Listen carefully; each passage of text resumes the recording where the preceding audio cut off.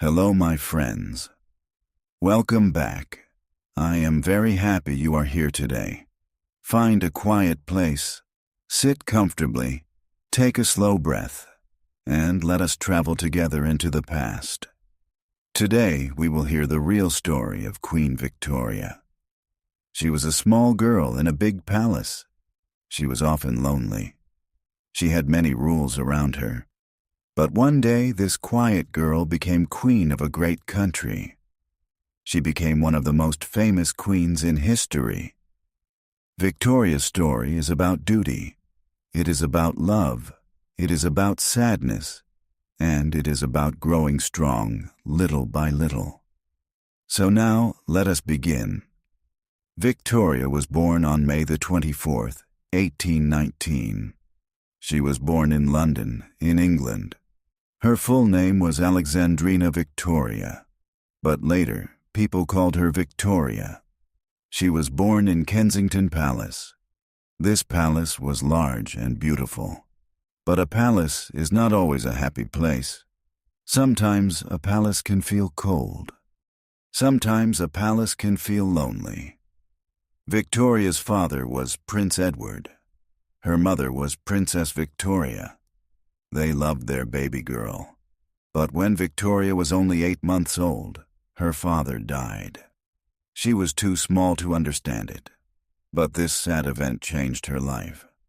Victoria grew up without a father. Her mother wanted to protect her.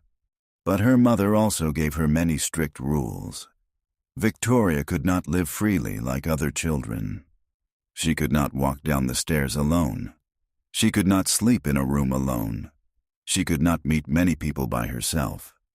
This strict life was called the Kensington system. It was made to control Victoria. Her mother and a man named Sir John Conroy watched her very closely. They wanted Victoria to depend on them. But Victoria did not like this life.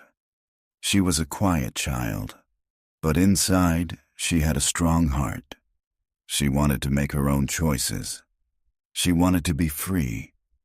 She wanted to be respected. Victoria did not have many friends, but she had one small friend who made her happy. It was her little dog, Dash.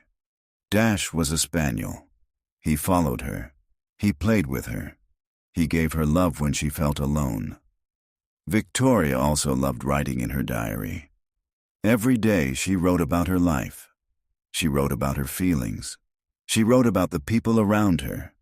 Her diary helped her understand herself. She studied many things. She learned English, German, French, and Italian. She learned music. She learned drawing. She learned history.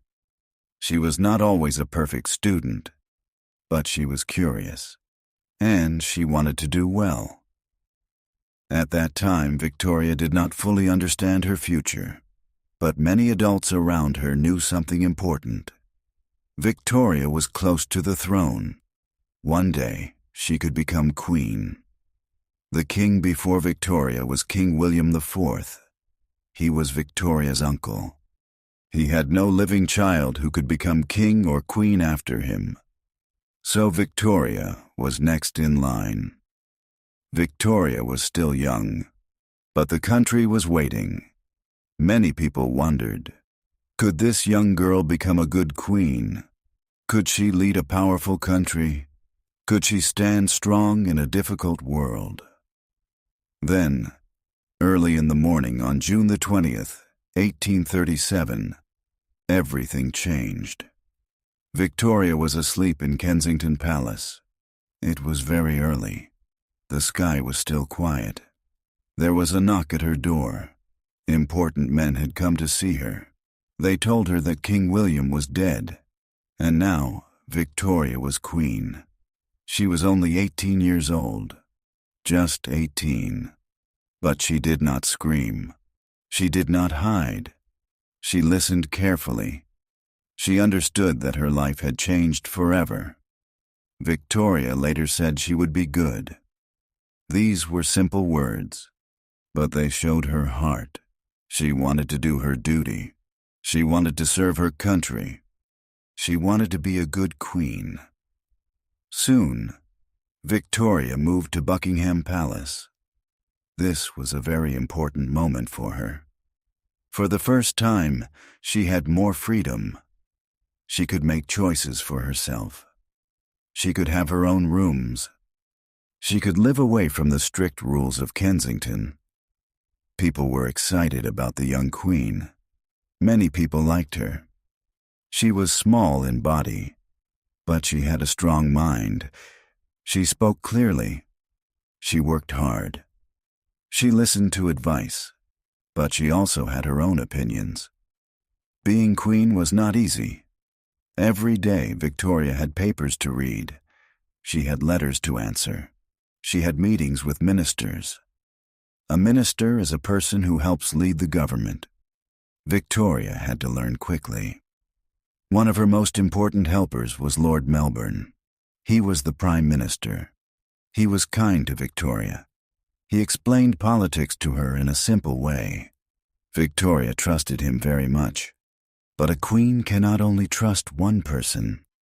She must learn to understand many people. She must learn when to speak, and she must learn when to stay quiet. Victoria learned these lessons slowly. At first, she made some mistakes. This is normal. She was young. She was learning in front of the whole country. But she did not give up. She kept working. She kept reading. She kept trying to become wiser. Then love came into her life. Victoria had a cousin named Prince Albert. He came from a German family. He was handsome, serious, and intelligent. He liked music. He liked science. He liked art. He also believed in hard work. Victoria met Albert when she was young, but when she saw him again in 1839, her feelings changed. She liked his gentle way. She liked his calm mind.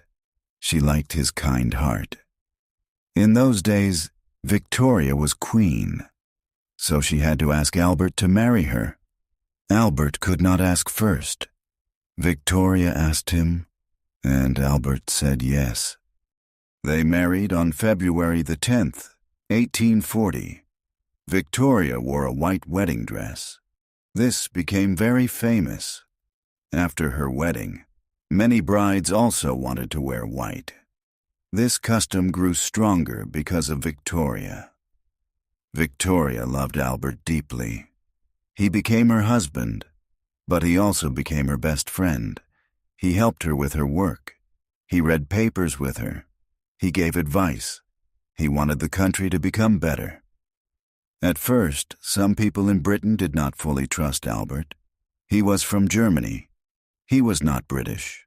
Some people thought he had too much influence.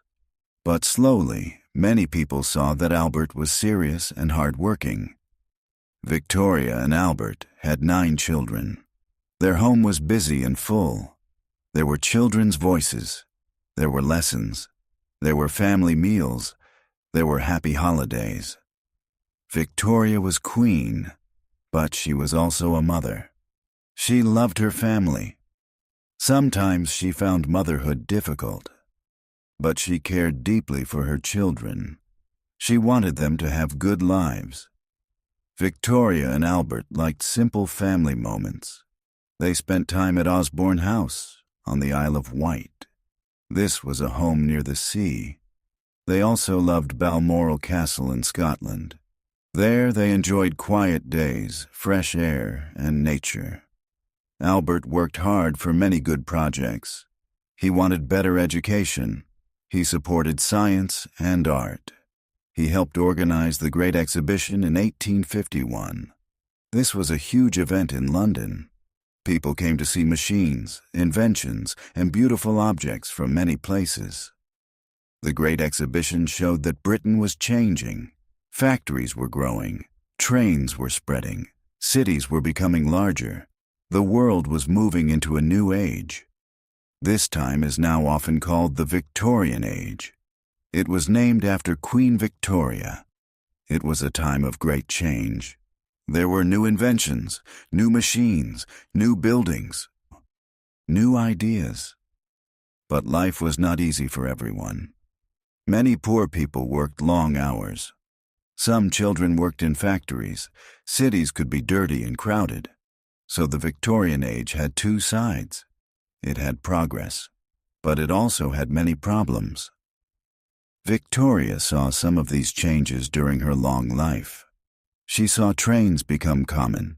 She saw photography become popular. She saw the telegraph help people send messages quickly. The world became faster and more connected. Victoria's country also had a large empire. Britain controlled many places around the world. This made Britain powerful, but it also brought difficult questions. Many people in those places did not have freedom to choose their own leaders. Today, people look at this part of history carefully and seriously. Victoria was queen during all these changes. She was a symbol of Britain.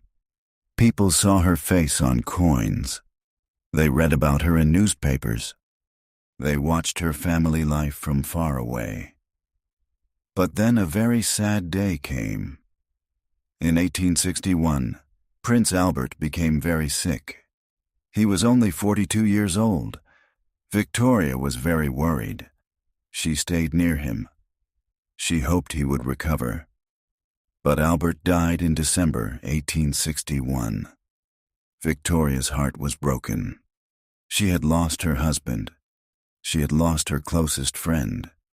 She had lost the person who helped her every day.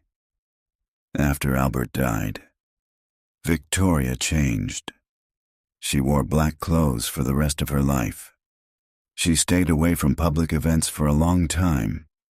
She lived quietly. She missed Albert every day. Many people felt sorry for her at first, but after some years, some people became impatient. They wanted their queen to be seen in public. They wanted her to attend events. They wanted her to lead more openly. Victoria was grieving. Grief is deep sadness after losing someone. It can last a long time. For Victoria, it lasted many years, but slowly, very slowly, she returned to public life. She never stopped being queen. Even when she was sad, she continued reading papers. She continued writing letters. She continued meeting ministers. Her work went on. Over the years, people began to respect her again. They saw her as a strong woman, not loud strength, not quick strength, but quiet strength, the strength to continue after great sadness. Victoria lived a very long life for that time. She ruled for more than 63 years. When she became queen, she was a young woman in a quiet room. When she died, she was an old queen known around the world. During her reign, Britain changed greatly. There were more railways, more factories, more newspapers, more schools, more people could read, more people could travel. Victoria also became a grandmother to many royal families in Europe. Her children and grandchildren married into royal families in different countries. Because of this, people sometimes called her the grandmother of Europe.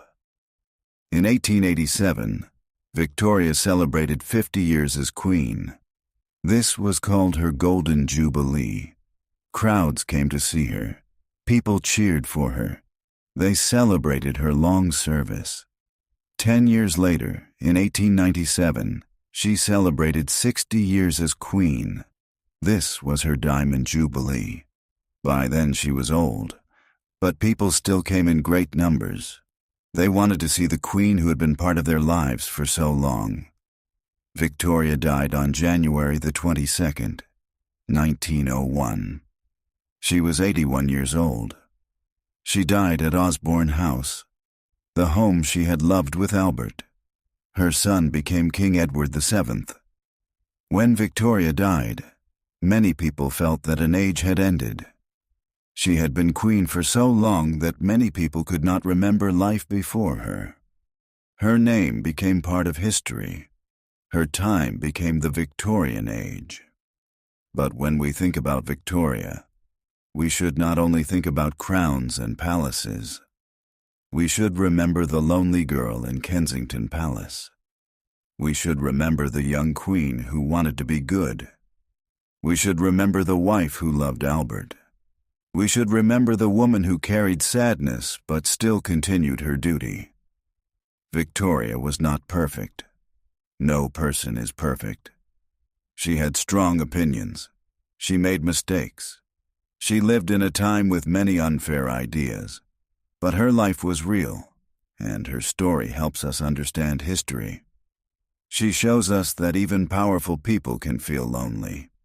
Even queens can feel afraid. Even great leaders must learn step by step. And even after deep sadness, life can continue. So, my friends, this was the story of Queen Victoria, a small girl, a young queen, a loving wife, a grieving widow, and a symbol of a changing world. Thank you for listening today. I hope this story helped you learn English in a calm and easy way. You are doing very well. Every story you hear helps your English grow. Please tell me what story you would like next.